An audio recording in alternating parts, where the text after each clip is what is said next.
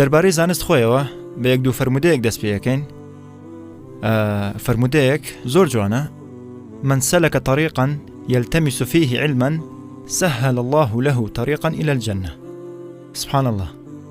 ئەفەرمێت هەر کەسێک ڕێگایەک بگرێتە بەر کە هەوڵ بات بۆ ئەوەی زانستی لێوە دەستکەوێت، خۆی گەورە ڕێگایەکی بۆ ئاسانەکات بۆ بەهەشت. کەواتەوە ڕێگای زانست دەگرێتە بەر، خۆی گەورەش ڕێگایەکی بۆ ئاسانەکات بۆ بەهەشت. خۆی گەورە بماکە لەو کەسانە. فەرمودەیەکی تر بێگومانم فەرمودەیە زۆر ئەوترێتەوە، بەڵام ئێستا مەبەستەکەی فێرە بن. خەیڕکم من تعلم القورآن وعلمه. باشترین تانەوانن کە قورئان فێرە بن و فێری خەڵکیشێکن. قورئان فێرە بن و فێری خەڵکیشێکن. فێربوونی قورئان سنەتی پێغەمبەرە صلی الله عليه وسلم. ئەو یەکەم کەس بوو کە قورئان فێر بوو. جا کاتێک کە تۆ فێری قورئانە بی، ئەو کاتە تۆ ئەوەکەیت کە پێغەمبەر خۆی کرد صلی الله عليه وسلم. فێرکردنی قورئان نەک هەر سنەتی پێغەمبەرە صلی الله عليه وسلم، بەڵکو سنەتی خۆی گەورە خۆیەتی.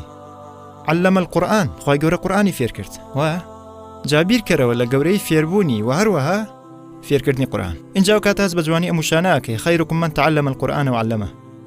چ کارێک ئەبێ بایەخدارتر بێ لەوەی کە تۆ نەک هەر لە ئاسایی پێغەمبەری خوا بکەیتەوە صلی الله عليه وسلم، بەڵکو هەڵوێستەیە کە خۆی گەورە خۆی وەکو ڕەحمەت بەخشێتی. الرحمن علم القورآن. ئەو بوو کە زۆر بەخشندە و میهرەبانە کە قورئانی فێر کرد.